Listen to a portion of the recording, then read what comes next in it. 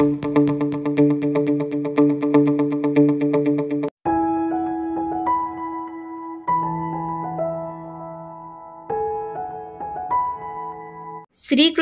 खूप चांगली अशी गोष्ट सांगितलेली आहे, ती म्हणजे ना हार पाहिजे ना जीत पाहिजे. जीवनात चांगल्या यशासाठी आपला परिवार आणि काही चांगल्या माणसांची साथ पाहिजे. तर किती सुंदर गोष्ट सांगितलेली आहे ना. जर आपल्याला यश प्राप्त करायचं असेल ना, तर आपला पहिल्यांदा परिवार खूप महत्त्वाचा असतो. परिवाराची साथ ही खूप महत्त्वाची असते. त्यांचा आशीर्वाद आपल्या पाठीशी असला पाहिजे. तसंच परिवारासोबतही आपल्यासोबत चांगल्या मित्रमैत्रिणींची पण तेवढीच आवश्यकता असते. जर चांगले आपल्या आजूबाजूला माणसं असतील, चांगले आपले मित्रमैत्रिणी असतील ना, तर आपल्याला आणखी चांगलं यश हे नक्कीच प्राप्त होतं. Hello everyone and welcome back to my channel. तर आम्ही आता चाललेलो आहोत कोल्हापूरला. पण कोल्हापूरला जाण्याच्या आधी स्वीटीचा आधी पहिला प्रश्न असतो, कारण की स्वीटीला आम्हाला गावी सोडावं लागतं. तर तिला आता गावी सोडलेलं आहे आम्ही.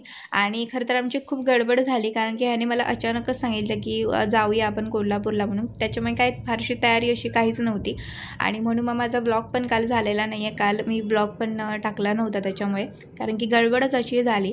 तर आदल्या दिवशी संध्याकाळी आम्ही स्वीटीला आधी सोडून आलो आणि तिथेच थांबलो होतो गावीच. आणि गावाकडूनच आम्ही लगेच सकाळी निघालो कोल्हापूरला जायला. तर स्वीटीला आधी तिला तिकडे ठेवावं लागतं आणि तिची सगळी व्यवस्थित सोय करून मगच आम्हाला कुठे बाहेर जर जायचं असेल तर मग तिची आधी पहिल्याने सोय करावी लागते. तर आता आम्ही चाललो आहे गगनबावडा घाटातून.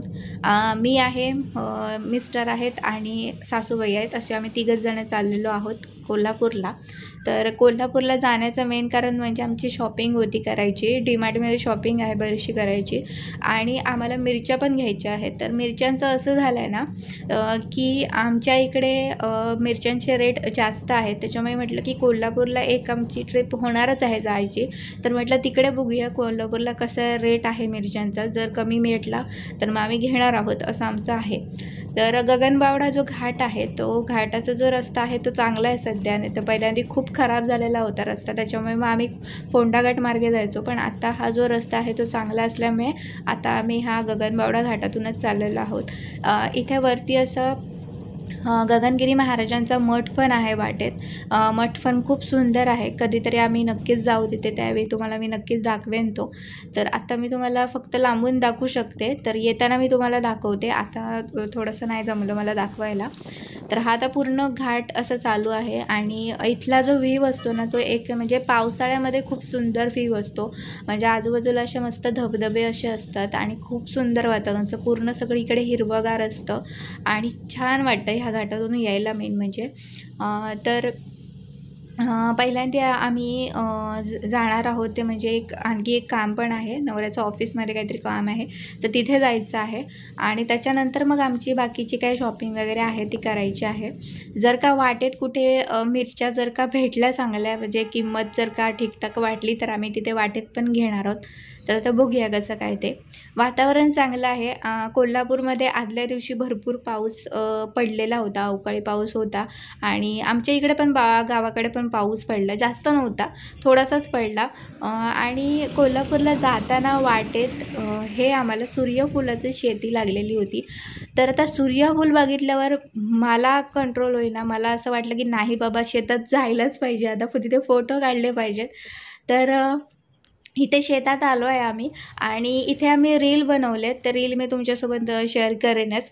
आणि छान होतं शेत. म्हणजे ना आम्हाला जाताना भरपूर म्हणजे म्हणजे अशी कोल्हापूरला जाताना शेती लागली होती सूर्यफुलाची. तर त्यानंतर आता आम्हाला वाटेत इथे हा बाजार लागला. तर बाजारामध्ये मिरच्या बऱ्याचशा होती दुकानात, म्हणून आम्ही आलो मिरच्यांच्या दुकानामध्ये. भरपूर गर्दी होती इथे बाजारामध्ये आणि बरीचशी लोकं इथे मिरच्या घेत होती आणि रेट पण चांगला होता. आम्हाला 400ला मिरची भेटली इथे आणि इकडे कणकवलीमध्ये तीच मिरची 500-550 अशा रेटने पण लोकांनी घेतलेली आहे, असं लोकांनी इतर सांगितलं होतं. त्याच्यामुळे म्हटलं इथे 400 नाही तर म्हटलं, आणि मिरची पण चांगली होती. त्याच्यामुळे आम्ही मिरचीचं सगळं म्हणजे मिरची पण घेतली आणि त्याच्याबरोबरचं जे काही सामान असतं मसाल्याचं ते पण सगळं घेतलं. तर एक बरं वाटलं म्हणजे ना, एक मोठं काम होतं मिरचीचं, ते एक झालं. त्याच्यानंतर आता आम्ही निघालो आहे पुढे जायला. तर आधी नवऱ्याचं काहीतरी ऑफिसचं काम आहे तर तिथे जाणार आहोत आणि त्याच्यानंतर आम्ही तिकडून परत रिटर्न इकडे रंकाळ्याला जे डीमार्ट आहे तिथे आम्ही परत रिटर्न येणार आहोत. तर तिथे एका हॉटेलमध्ये आम्ही जेवणार आहोत आणि नंतर मग शॉपिंग करणार आहोत. बाहेर भयानक ऊन आहे, गरमी आहे, त्याच्यामुळे खरंच बाहेर ना असं बाहेर पडलं का नकोसं वाटतं. पण आज जो काही आमचा प्रवास झाला तो काय फारसा असं म्हणजे काय कंटाळवाण्यासारखं असं झालेलं नाही आहे. चांगला झाला प्रवास आणि रस्ते वगैरे पण चांगले होते. नाही तर मग गेल्या वेळी आम्ही कधीतरी गेलो होतो त्यावेळी भरपूर रस्ते जर का नीट नसेल ना तर खरंच कंटाळा येतो आणि त्यावेळी काहीतरी रस्त्याची कामं पण मध्ये मध्ये चालू होती, पण आता नव्हतं कसं तसं काय.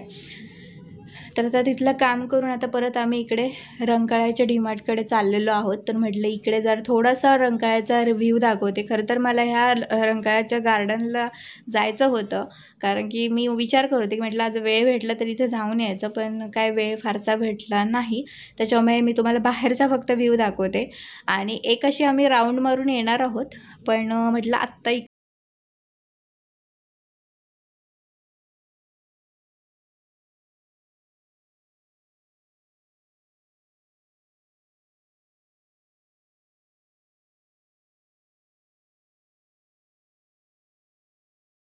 तर शॉपिंग करण्याच्या आधी आता आम्ही आलेलो आहोत एका हॉटेलमध्ये जेवायला. तर जेवायला फारशी भूक नाही आहे, कारण की आम्ही जो काही वडापाव खाल्लेला होता त्याच्यामुळे आमचं पोट जास्तच म्हणजे भरलेलंच होतं. त्याच्यामुळे आम्ही फक्त एक चिकन अंडी रोटी आणि थोडंसं भात घेतला होता आणि त्याच्यानंतर शॉपिंग वगैरे सगळी झाली करून आणि म्हटलं रंकाळ्याच्या इथे तलावाजवळ म्हटलं थोडासा फेरफटका मारूया. तर इथे फक्त जास्त वेळ नाही थांबलो, कारण की ऊन भरपूरच होतं. त्याच्यामुळे थोडंसं असं फक्त बघितलं आणि तिथे मस्तपैकी एक बर्फाचा गोळा मात्र खाल्ला आणि आम्ही लगेचच निघालो घरी जायला. कारण की घरी जायला म्हणजे वेळेवरती घरी जाणं पण महत्त्वाचं आहे, कारण की आईंना परत गावी जायचं आहे. ते काही इथे थांबणार नाही आहेत, आम्ही इथेच थांबणार आहोत कणकवलीमध्ये, पण त्यांना गावी जायचं आहे. त्याच्यामुळे मग दीर त्यांना येणार आहे न्यायला, त्याच्यामुळे मग त्या गावी जाणार. त्याच्यामुळे वेळेवर घरी जाणं महत्त्वाचं होतं.